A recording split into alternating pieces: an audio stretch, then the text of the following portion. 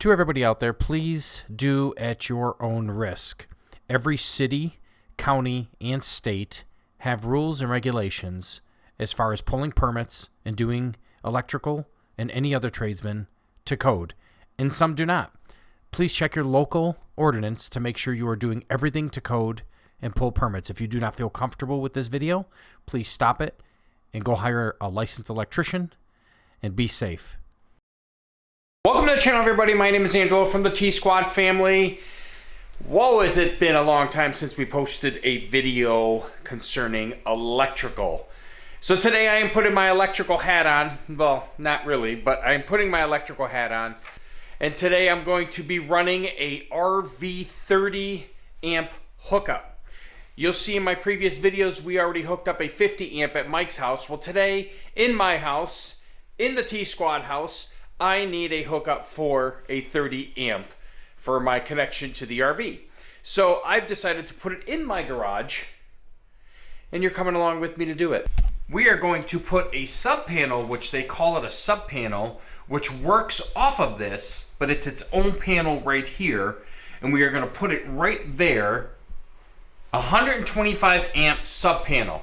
My goal here at my house is to hire an electrician to do all this and upgrade my panel. Well, there's a few reasons why I'm going to do that. One is I want my RV to power by itself from a sub panel, and I do want another couple more plugs down below in my garage wall that I want, because you can see Sandy actually has all this workout equipment in here. You can see I've done some work already here. This will all be fixed later. I actually put an emergency generator on the outside of this wall, but that has nothing to do with today. Today we are running a sub panel 125. I'm going to connect it to the wall. I'm going to put its breakers in. I'm going to connect my 30 amp coming down all the way across. I'm going to put it right there. If you do not feel comfortable at all, I would say stop this video. Go hire an electrician and get it done, because electrical is nothing to me messing around with, especially when you're dealing with 30 amp. I will not be hooking it up to the panel because the panel is live. I will be hooking it up to my sub panel, which my sub panel will not be live. That will be live when my electrician wires it from the sub panel to the upgraded circuit breaker box. Okay, so let me explain what I have here. I have a sub panel box. This is called a load center. You could actually use it as a main lug or a sub panel. Okay, and everything you see in this, everything you see here, I'm going to do my best and to put it in the description below. Pardon my little, that's my Armor All that got loose in the truck. And then I have an outdoor power outlet, 30 amp. The reason why it's outdoor is if you want to put it outdoor, you don't have to worry about rain and anything like this. Now, some of this stuff you'll notice that we're talking about is almost the same as my last video with the 50 amp. I got the 10-2 wire. It's the Romex. If I would have had a choice, I would have probably purchased a stranded.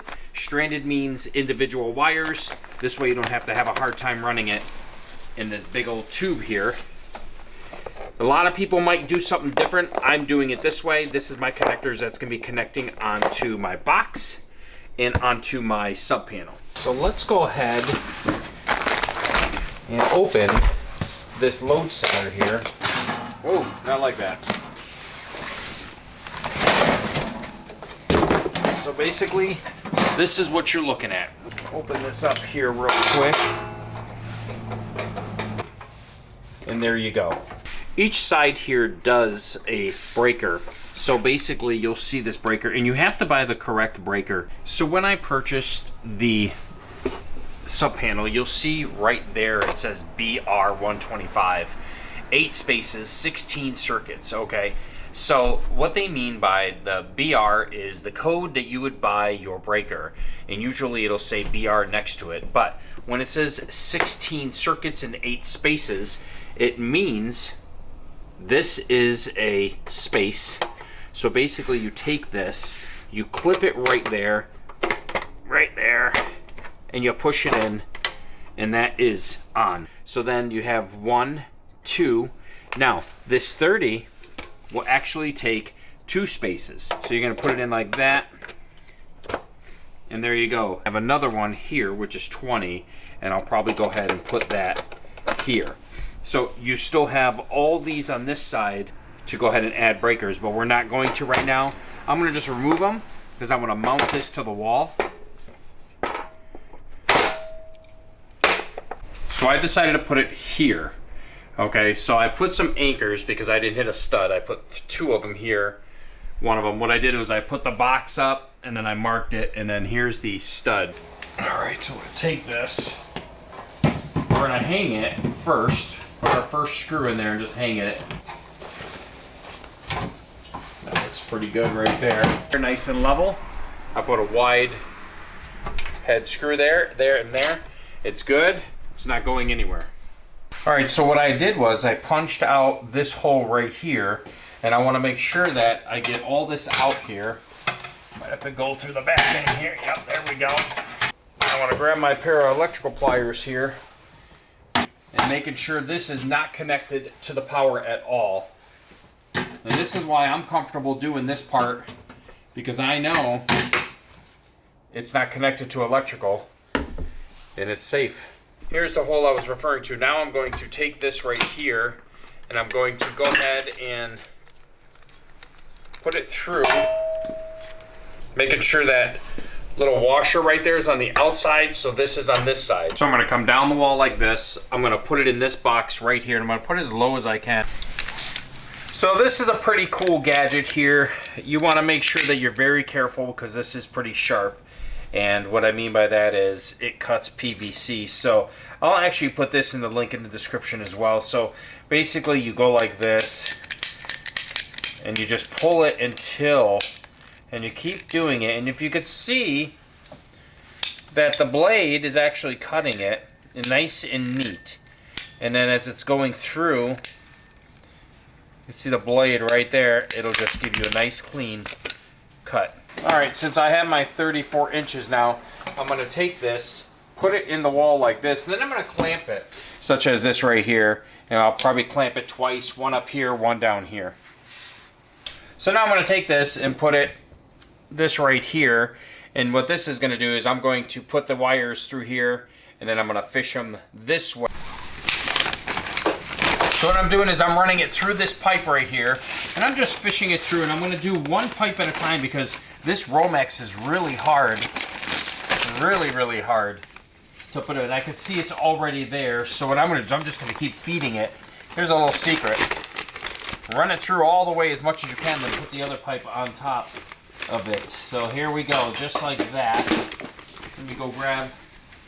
Okay, I won't lie to y'all, that was hard. So this is gonna go inside here and come out of here.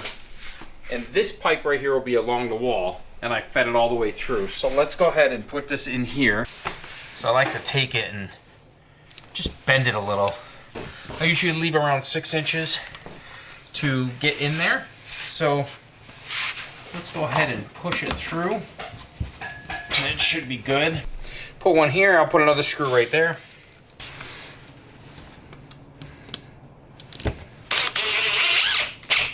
Now this is secured right here.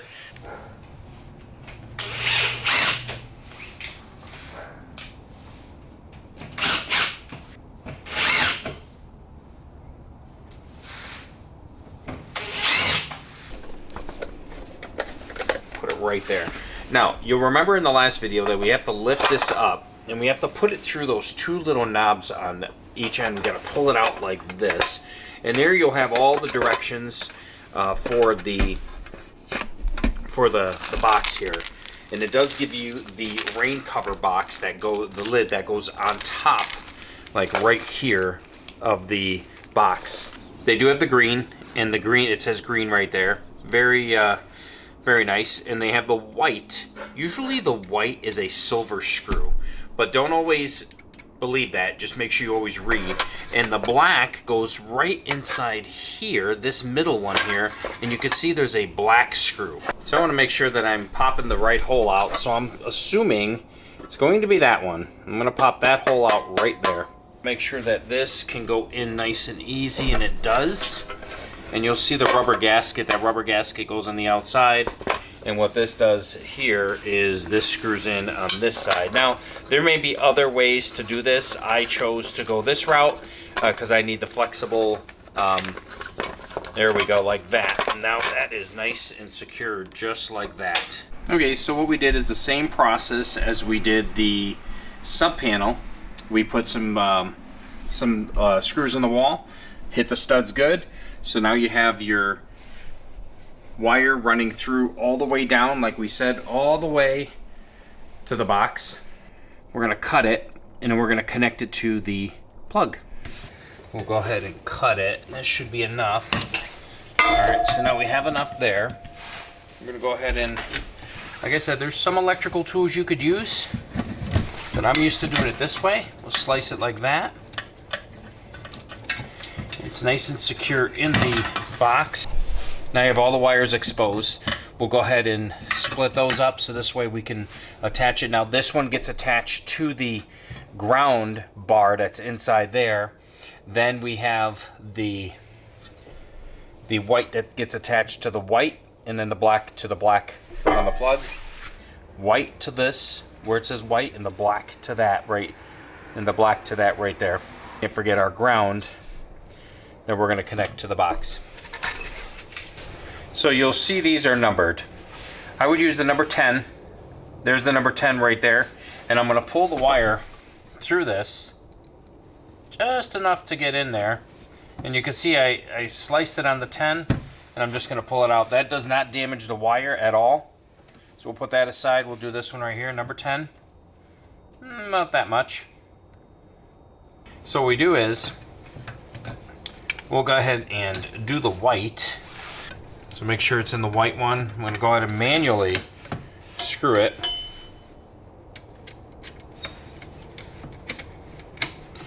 As tight as I can. Oh, that's as tight as you can. Put this black wire in there, and I will go ahead and screw this in. I like to manually do it so I know. Oh yeah. Do one more. There we go. And that's in there. You have that ground right there. Golly, my hand's off. Right there.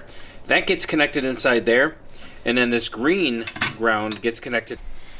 So that wire should be going all the way to the other end. And you should be able to see it. So what we'll do is I'll just push it a little bit more. And I can see it right there. So I'm going to screw that in real quick. End up putting the white where it goes. The black where it goes. The green was already here. Right side up. Remember, it goes through those two little knobs. All right, that was easier than I thought. So we put that in there, and we're gonna put the screw right where my finger was, right there. Screw that back in. The wire's all in there, and that screw in there to hold this panel in. So since we are not using this outdoor, but still you do want to put the cover on because you don't want nothing crawling in there, because this is going to be live once I get it connected to my sub panel. This will complete this end right here, and as you can see, I always run a 50 amp as much as I can, but since we have a 30 in the garage, we are going to plug that in like that and then use our 50 amp connection to the RV. So if you can see, I'm connected to the 30 amp with this plug right here. It's converted from a 30 to a 50, and that's how you do it, just like that. Unless you have a 30 amp RV, 30 amp cord, you just plug it directly into that. It goes from here. So now I get to plug in my RV plug. It goes all the way along the wall, under. I'm going to connect that last. Goes up to my sub panel. All right, so we're all set here. We just wire tied these. We put these in the box. We made sure the wire ties were on good. We're going to put this lid on right now. All right, get rid of this. Clean that up a little. This will be the number 10.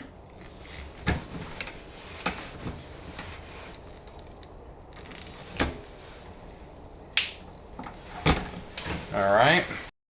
Okay, everybody, you know me. I like everything to be correct, and I just want to correct myself here. I put the neutral wire right here that I'm pointing at in the neutral bar. Now, there is a separate wire, which is obviously the ground wire. It's a bare copper wire, which is actually the ground wire on this Romex here. So you have a black wire, which is the positive.